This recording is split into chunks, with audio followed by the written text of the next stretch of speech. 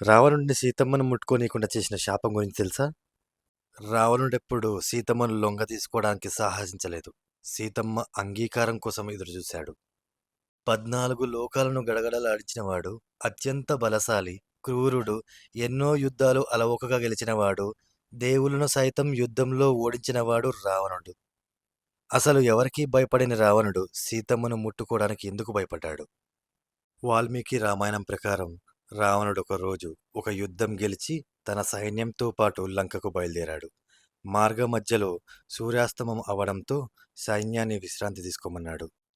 యుద్ధం చేసి అలసిపోవడం వల్ల సైన్యమంతా వెంటనే నిద్రపోయారు, రావణుడు తప్ప.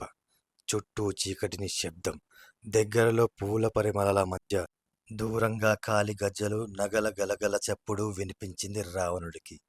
వెంటనే తన 20 కళ్ళను తెరిచి చూశాడు. దూరంగా మునుపెన్నడూ చూడనంత అందమైన అప్సరసను చూసి మైమరిచిపోయాడు.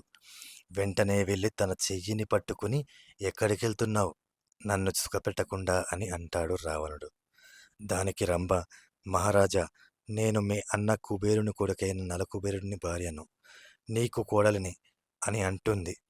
అయినా కానీ వినకుండా క్రూరంగా రంభ మీద పడి అత్యాచారం చేసి వెళ్ళిపోతాడు రావణుడు. తర్వాత రంభ పరిగెత్తుకుని వెళ్ళి నలకుబేరునికి జరిగిందంతా చెప్తుంది. నలకుబేరుడు అత్యంత కోపావేశంతోటి, ఓరి రావణ, ఈ క్షణం నుండి ఏ స్త్రీని అయితే తన అంగీకారం లేకుండా ముట్టుకుంటావో నీ తల 7 ముక్కలవుతుంది అని శాపం పెడతాడు.